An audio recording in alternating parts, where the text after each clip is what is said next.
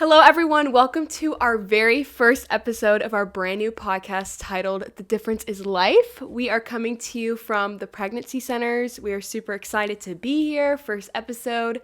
Today, we are going to be talking about the father's role within a woman's pregnancy because obviously there's lots of help with women in their pregnancy, but not enough talk about the men's role within their partner's pregnancy. Today, I am joined here by Dave, who is the director of our men's programs and also serves as one of our board members here at the Pregnancy Center. So, Dave, thank you so much for joining us It's today. good to be here. It's going to be a good time.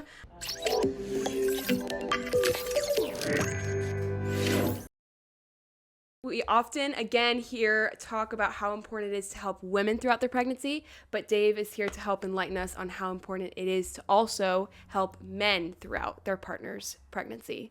First things first, can you tell us how you got started here at the Pregnancy Center? Well, the Pregnancy Center has been here for 26 years, and for the most part, I've been serving on the board in the background of that. And, you know, my heart's always been on the side of wanting to do something more ministry-minded, more client-facing, but because of life and working and whatnot, I was not able to do so. But recently retired from my company and became available to launch a program for men. And we used to look at men as just the guy in the lobby, but now we really realize that he is an important part of the decision in the life of whether a woman's going to keep her child or not. And is there a moment for you when you realized how truly significant and important pregnancy centers are? Well, I think, you know, obviously with my wife starting the pregnancy center, I've always had it, you know, in the back of my mind. But, you know, really coming here on board in the last 6 months has really opened my eyes to the effectiveness of what we do here. More, if you think you know, you don't know unless you're really involved in it from the day-to-day operations. And you mentioned your wife. Who is your wife? My wife is Dave Krazeise. She's the founder and of this pregnancy center here in Sanford and in Winter Park. 26. This is our 26th year. Mm-hmm. And have you always been pro-life?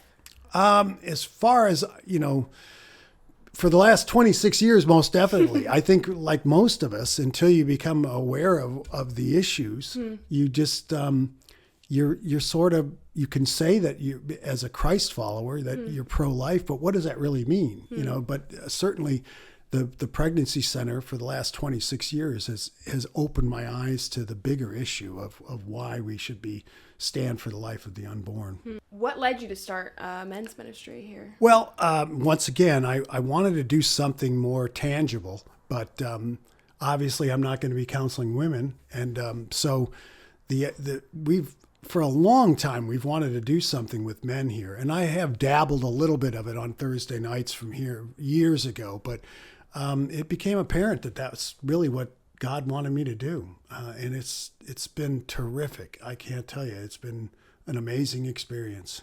Okay, so let's get into it. So what role would you say that the father of the baby plays in the decision-making progress of this pregnancy?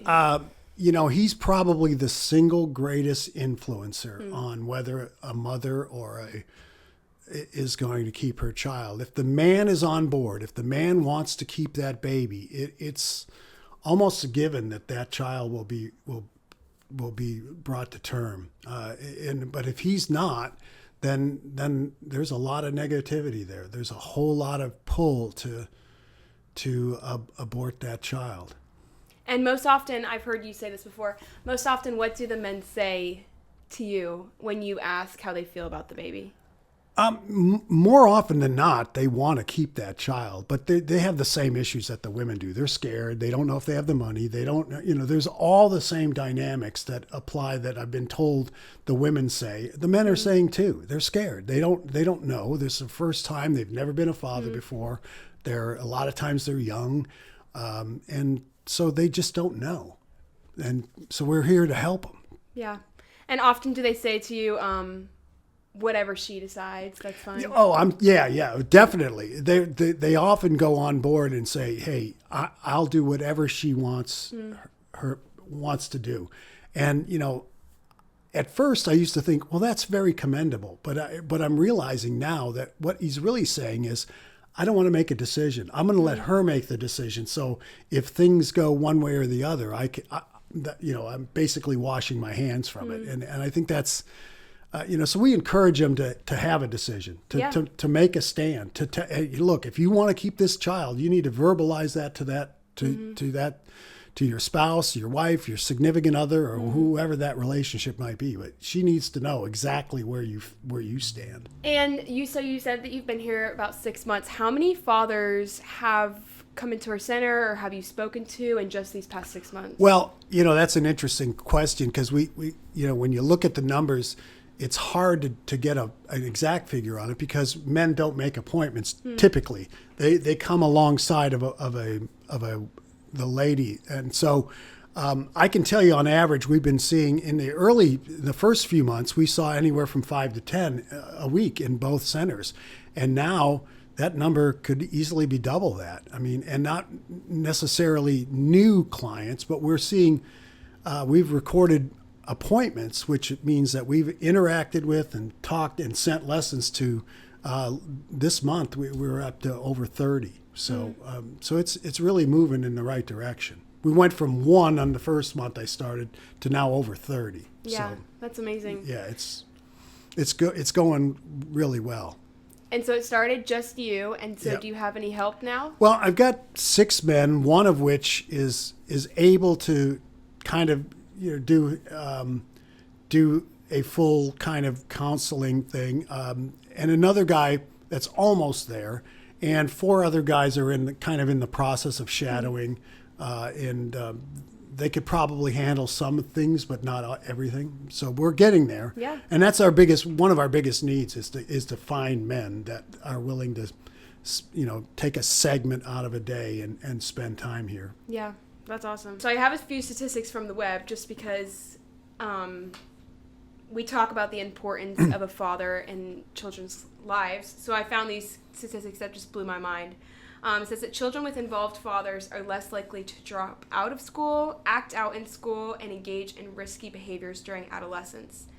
Children with actively involved fathers are 43% more likely to earn A's in school and 33% less likely to repeat a grade compared to those without engaged dads.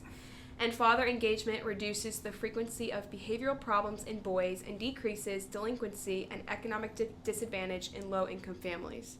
So just those 3 statistics alone, it's like, it shows you the importance of a father. I know, it's crazy. I saw those stats too, and I was blown away that just the influence of a father in that thing is beyond just the being a dad. It's education, it's stability in all areas of their lives. It's amazing stat, and I think that's why the family is in such trouble, because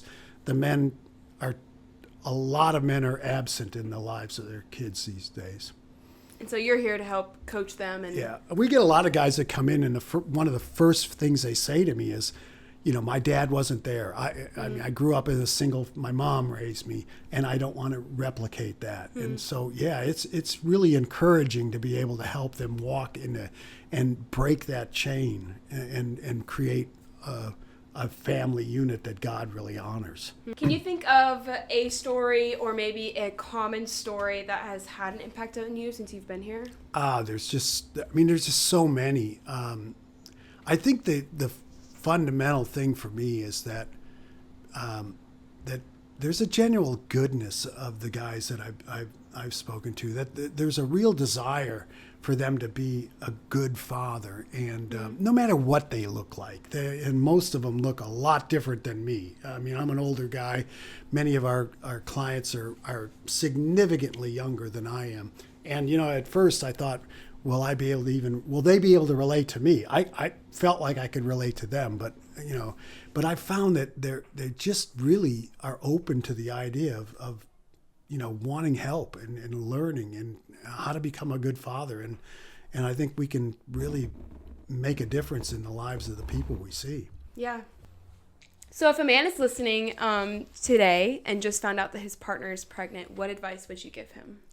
Well, I would say come into the center, be with her, because really what she needs more than anything is your support. And she needs to know that regardless of the outcome, that you'll be there to support her. So just you coming in here would be great. And then, we would do a pregnancy test, and then we would go from there. And, if it turns out that she is pregnant, then we have programs available for both her and the guy. And it's just, it's really a great thing when couples do it together. Not only do they enjoy some kind of connectedness, but it shows them both that they're in it together. So it's really great. Yeah. So don't make any rash, crazy decisions. Yeah, right away. I mean, the thing that happens is that the tendency is to have a knee-jerk reaction when you and let the emotions settle down a little bit and then think through it. And I think when you're more rational, you can make a better decision. We can help you through that too.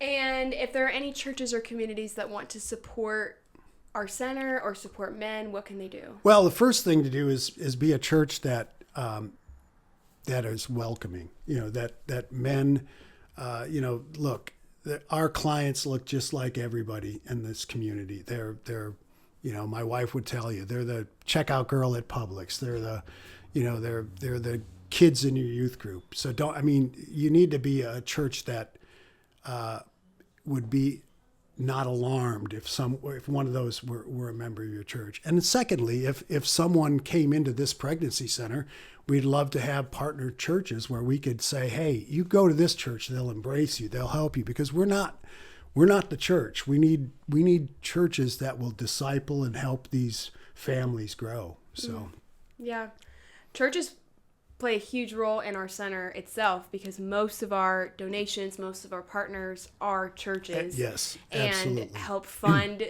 this place, help fund this ministry.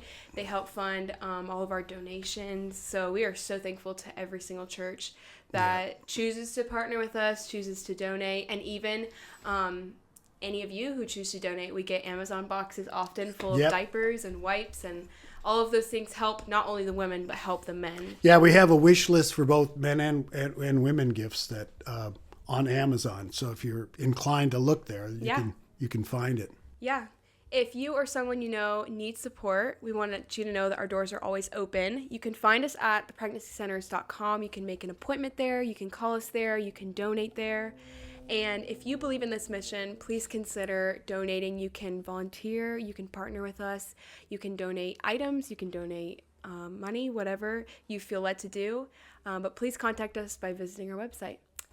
Thanks so much for being here, Dave. Thanks for having me. It's been great. Yeah. So if you or someone you know may be pregnant, please feel free to come. We'd love to meet with you. We'd love to speak with you, offer our free services, and we hope you have a great rest of your day.